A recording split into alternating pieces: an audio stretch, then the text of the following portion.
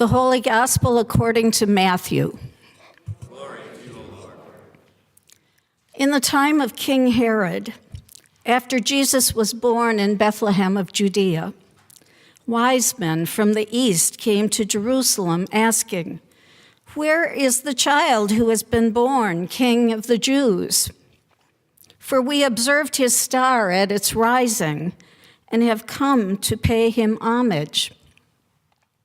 When King Herod heard this, he was frightened, and all Jerusalem with him. And calling together all the chief priests and scribes of the people, he inquired of them where the Messiah was to be born.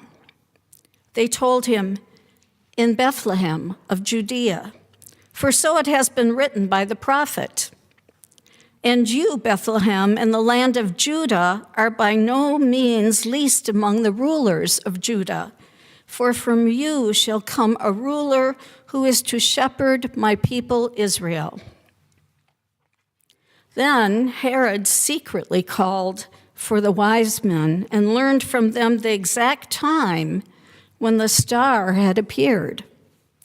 Then he sent them to Bethlehem, saying, "Go and search diligently for the child, and when you have found him, bring me word so that I may also go and pay him homage." When they had heard the king, they set out, and there ahead of them went the star that they had seen at its rising, until it stopped over the place where the child was. When they saw that the star had stopped, they were overwhelmed with joy. On entering the house, they saw the child with Mary, his mother, and they knelt down and paid him homage. Then, opening their treasure chests, they offered him gifts of gold, frankincense, and myrrh. And having been warned in a dream not to return to Herod, they left for their own country by another road. The Gospel of the Lord. Praise to you, O Christ. On this Sunday, we get to experience something that seldom seems to happen on a Sunday. We get to experience the Feast Day of Epiphany. You see, Epiphany is one of those fixed days in the church year, in the church calendar, which usually seems to fall on a weekday and not so much on a Sunday. Therefore, we rarely get this gospel reading in the Sunday morning lectionary. But this year, the day of Epiphany is actually today, and so we get this marvelous reading from Matthew's gospel. The word epiphany refers to something made manifest or revealed. When you come up with a brilliant idea, you might say that you've had an epiphany moment. Today, the word epiphany communicates to us the showing forth or the revelation of Christ in the world. Epiphany takes its theme from the journey of a group of pagan magi who left familiar territory to find the Christ child and explore this child's authenticity for themselves. And as theologian Barbara Brown Taylor says, today's reading from Matthew offers a rare opportunity to rescue the Magi from their fixed places in the annual Christmas pageant and restore them to their biblical role as key witnesses to both the threat and promise of the Christ child. The threat and the promise that comes with God entering into the world. The threat and the promise that comes with the light of Christ being revealed to the world. To further emphasize the needed rescue of which she speaks in this story, I'd like for you to think about the opening hymn we first sang and what has probably always been your understanding of today's reading. Now, let's take a realistic look at Matthew's account. The story of these wise men is only found in the Gospel of Matthew. And Matthew does not say that there are 3 wise men, nor does he call them kings. Lutheran pastor Nadia Bolz-Weber writes, "We 3 kings of Orient are not in the Bible."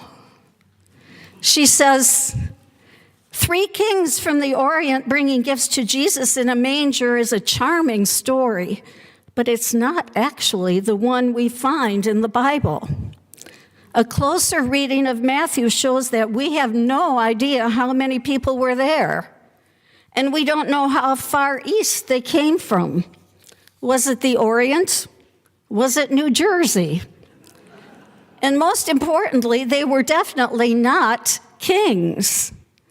They were magi, as in magicians, and not the cute kind you hire for your kid's birthday party. Yet history made them out to be kings, maybe because the reality that they were magicians is too distasteful, since no one really wants the weird fortune teller lady from the circus with her scarves and crystal balls to be the first to discover the birth of our Lord. So the story has been nicened up into an idealized picture of multicultural diplomacy. But the Epiphany story of Herod and his infanticide reveals a God who has entered our world as it actually exists, and not as the world we often wish it to be. In Matthew, the emphasis is on the universality of Jesus' mission, entering into the deep brokenness of this world. Among Matthew's Jewish community to whom he was writing, they were finding it difficult to accept that God came for all and not just a few. They were clinging to the idea that if you want to follow Jesus, to be one of his disciples, you had to first be a Jew. And if you were male, then you had to be circumcised. Then if you were to become Christian, you had to continue to fulfill all the rules of the law. So Matthew, right at the onset, includes this unusual story. And this is the mystery, that God, this infant king, is now revealed to all nations. And God has come to transform all of human history, all peoples of all times. The wise men represented in today's gospel reading who came to seek the baby were the epitome of Gentile idolatry and religious hocus pocus.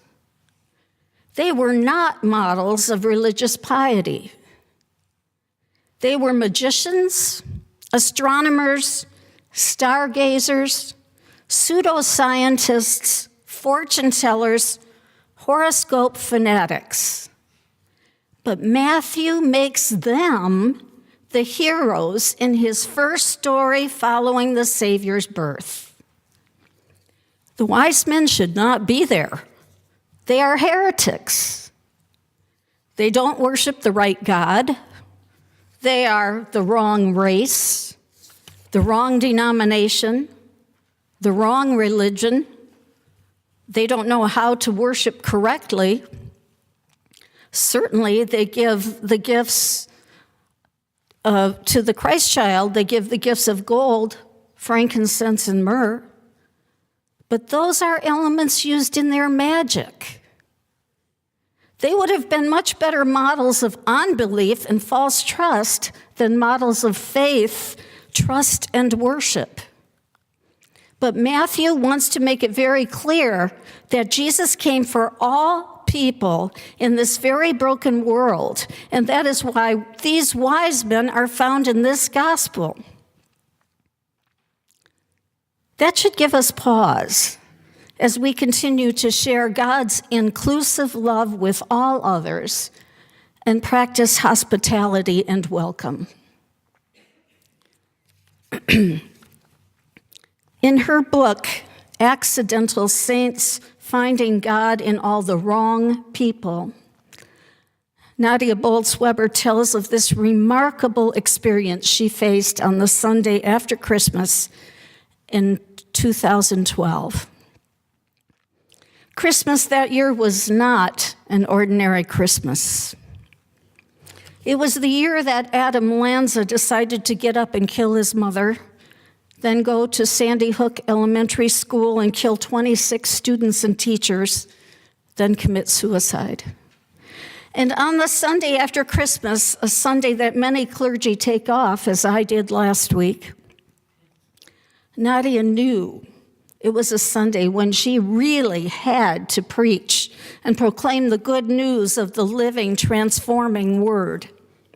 She had to preach to give people hope and light in the midst of their hopelessness and darkness. On that Sunday, even though it was not yet Epiphany, Nadia chose today's gospel reading for her sermon. As she began to prepare, she knew she wanted to talk about the unexpected gift of Jesus Christ, who God sends into the world for people just like the wise men, for people just like you and me. She also wanted to make it clear that the violence and evil spirit of King Herod is just like what we have in our world today. But it is this world that God chose for God's fragile child son to live in. God takes the risk for God's son to become flesh and blood and dwell in this kind of world.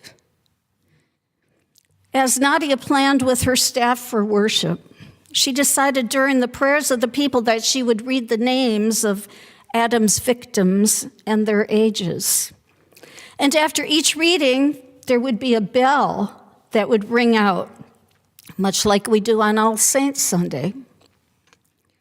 The staff all agreed that would be a great idea. But it was her intern who spoke up saying, "Shouldn't Adam's name be added to the list?" Nadia said, "Oh no. There was no way she was going to include him." This young intern continued to press her on this. She knew he was right, but she couldn't make herself go there.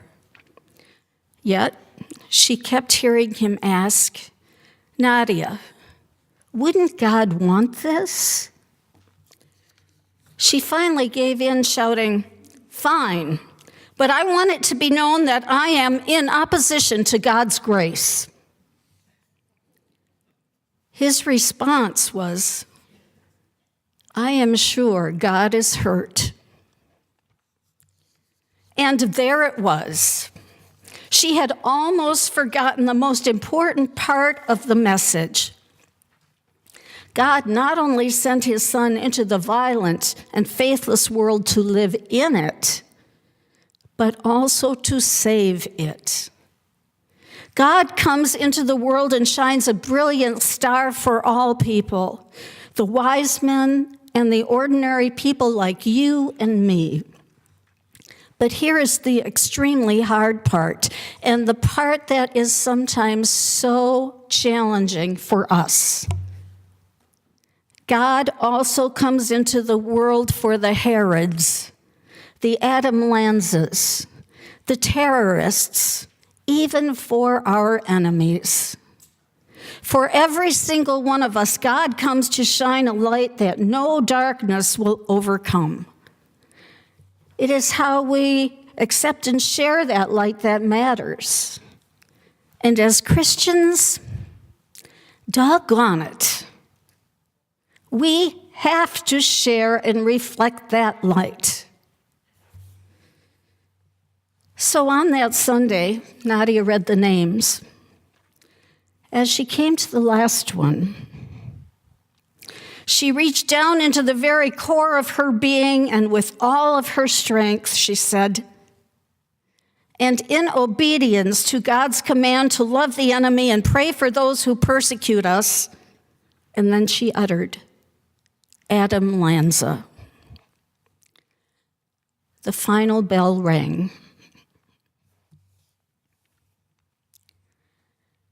God enters a world that is deeply broken and definitely not filled with peace, but enters a world that is deeply loved by God, a world that God finds worthy of saving, and the love of Christ is revealed. The wise men who journeyed to Bethlehem exposed God's intention and desire to welcome all into the joy of God's presence. May we continue to be transformed and reflect the light of such inclusive love. Amen.